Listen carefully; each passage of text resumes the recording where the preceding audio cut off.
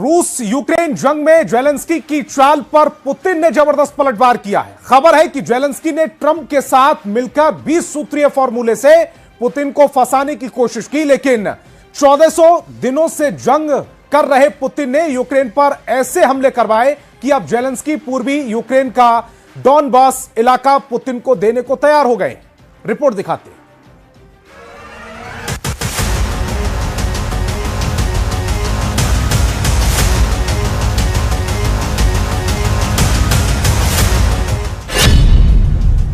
सौ दिन बाद हार गए जेलेंस्की, डॉनबास पर अब पुतिन का कब्जा।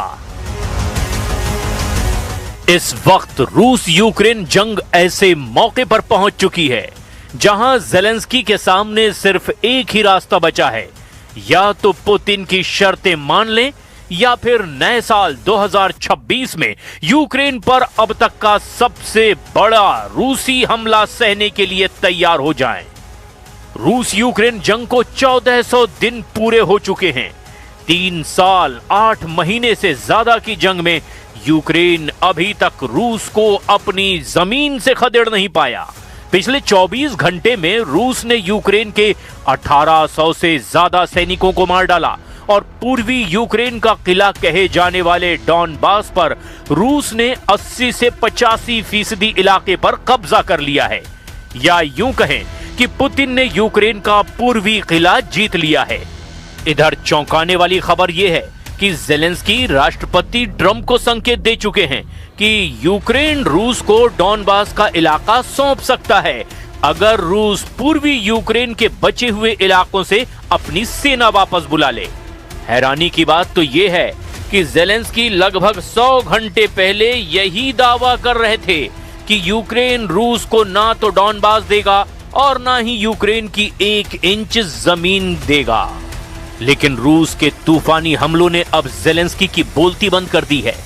अमेरिका को छोड़कर जो नेटो और यूरोपियन यूनियन के देश यूक्रेन से लगातार जंग करने की अपील कर रहे थे, वो भी अब जेलेंस्की को भरोसा नहीं दिला पाए कि अमेरिका के बिना नेटो और यूरोपीय यूनियन के बाकी देश रूस को यूक्रेन की जमीन से खदेड़ने में मदद कर पाएंगे। अभी के ताजा हालात ये हैं कि जेलेंस्की अब 20 सूत्रीय फॉर्मूले के जरिए पुतिन के सामने हथियार डालने को तैयार हैं। लेकिन दिक्कत यह है कि पुतिन अब रत्ती भर भी जेलेंस्की के प्रस्ताव पर गंभीरता नहीं दिखा रहे हैं। पहले तो हम आपको दिखाने जा रहे हैं कि कैसे रूस ने डॉनबास पर पिछले 5 महीनों से तूफानी हमले करके एक तरह से यूक्रेन के साथ साथ अब यूक्रेन के समर्थक 81 देशों को भी चारों खाने चित कर दिया है। डॉनबास पर 90% रूसी कब्जा। अब पुतिन को 10% डॉनबास देंगे जेलेंस्की। राष्ट्रपति जेलेंस्की को जरा भी अंदाजा नहीं था कि America, Britain, France, Germany, Poland समेत नेटो और यूरोप के लगभग 80 देशों की सैन्य मदद और समर्थन भी रूस को झुका नहीं पाएगा। जेलेंस्की ने 1 दिसंबर से लेकर 23 दिसंबर 2025 तक पेरिस, लंदन, बर्लिन, ब्रसेल्स और वॉशिंगटन समेत यूरोप और पश्चिमी देशों से रूस के खिलाफ रणनीतिक प्लान बनाने की कोशिश की, लेकिन दिक्कत जेलेंस्की के सामने ये रही कि इस दौरान रूस के सबसे बड़े और ज्यादा हमले पूर्वी यूक्रेन के डॉनबास पर करे गए ताकि जेलेंस्की की सारी प्लानिंग फेल की जा सके, और इसका असर भी साफ साफ देखा जा सकता है। खबर यह है कि रूस ने अब तक 90% तक के डॉनबास पर कब्जा कर लिया है और अब जेलेंस्की भी शर्तों के साथ पूरा डॉनबास रूस को देने तैयार हो गए हैं। पुतिन को डॉनबास देंगे जेलेंस्की, 20 सूत्रीय फॉर्मूला हुआ तय। यूक्रेन के राष्ट्रपति जेलेंस्की ने अमेरिका के साथ तैयार 20 पॉइंट शांति योजना का खुलासा किया, जिसमें पूर्वी क्षेत्रों में डीमिलिटराइज्ड जोन बनाने की सहमति जताई गई, बशर्ते रूस भी अपनी सेनाएं पीछे हटाए।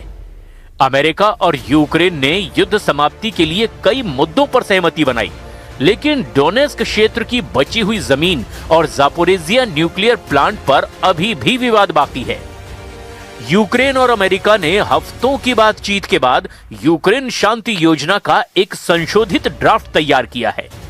पहले के ड्राफ्ट में वो 28 सूत्रीय योजनाएं थी, जिनके कई बिंदुओं पर यूक्रेन सहमत नहीं था। यूक्रेन का कहना था कि पहले वाली योजनाओं ने यूक्रेन को आत्मसमर्पण की ओर धकेल दिया था, लेकिन अब उसे 20 सूत्रीय फ्रेमवर्क में बदल दिया गया है। यूक्रेनी मीडिया क्यू इंडिपेंडेंट की रिपोर्ट के अनुसार यूक्रेन, अमेरिका और यूरोप के बीच 3 पक्षीय सुरक्षा गारंटी ड्राफ्ट तैयार किया गया। साथ ही साथ यूक्रेन और अमेरिका के बीच एक द्विपक्षीय सुरक्षा गारंटी समझौता भी किया गया। ये योजना युद्ध रोकने, सुरक्षा की गारंटी देने और यूक्रेन के पुनर्निर्माण पर केंद्रित है। अमेरिका ने इस मसौदे को रूस को सौंप दिया है और मॉस्को से जल्द जवाब की भी उम्मीद है। विशेषज्ञों का मानना है कि अगर रूस सहमत होता है तो युद्ध जल्द खत्म हो सकता है, लेकिन क्षेत्रीय विवाद अभी भी बड़ी चुनौती बने हुए हैं।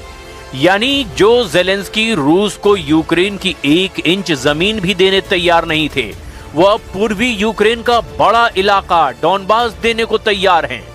बस पुतिन कुछ शर्तें ज़ेलेंस्की की मान लें।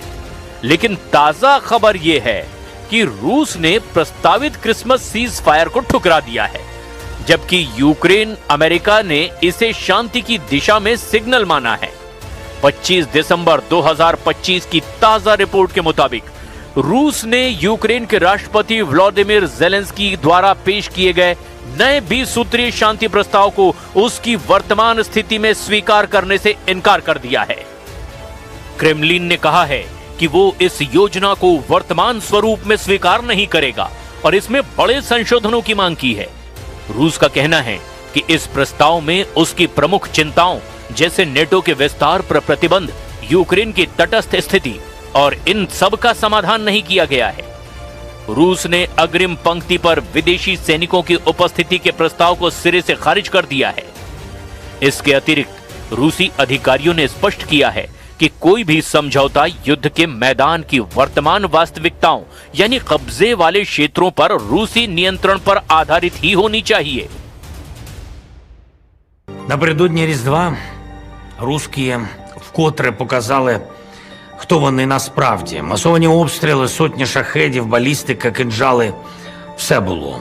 Так б'ють безбожники, так роблять ті, хто не має абсолютно нічого спільного з християнством і будь-чим людським. Але ми тримаємось, ми підтримуємо один одного і ми молимося сьогодні за всіх, хто на фронті, щоб повернулися живими, за всіх, хто в полоні, щоб повернулися додому. इधर रूस ने क्रिसमस के मौके पर भी यूक्रेन पर हमले नहीं रोके हैं। खबर है कि यूक्रेन ने भी रूस के कई इलाकों पर ड्रोन से हमले की कोशिश की ताकि रूस को भारी नुकसान पहुंचाया जा सके, लेकिन रूस ने यूक्रेन पर बड़े हमले करके ड्रोन और मिसाइल दाग दिए, जिसमें कम से कम 3 लोग मारे गए, कई क्षेत्रों में बिजली गुल हो गई। रूसी सेनाओं ने डोनेस्क क्षेत्र के सेवरस्क शहर पर पूरी तरह से नियंत्रण हासिल कर लिया है, जो क्रामाटोर्स्क और स्लोवियांस्क जैसे किले बंद शहरों के लिए खतरा बढ़ता जा रहा है। रूस ने यूक्रेन के ओडेसा क्षेत्र पर लगातार हमले तेज किए हैं, जिसके बंदरगाह और ऊर्जा सुविधाएं प्रभावित हुई हैं।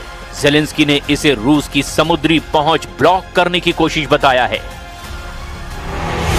अमेरिकी खुफिया रिपोर्ट्स का दावा, युद्ध नहीं रोकेगा रूस। जबकि दूसरी तरफ अमेरिकी खुफिया रिपोर्ट्स के मुताबिक पुतिन के युद्ध लक्ष्य अपरिवर्तित हैं, यानी उसमें कोई बदलाव नहीं जो उन्होंने मंसूबा पाला है। वो पूरे यूक्रेन पर कब्जा चाहते हैं, भले ही शांति वार्ताएं चलती रहें। रूस ने प्रस्तावित क्रिसमस सीज फायर को भी ठुकरा दिया, जबकि यूक्रेन और अमेरिका ने इसे शांति की दिशा में सिग्नल माना था।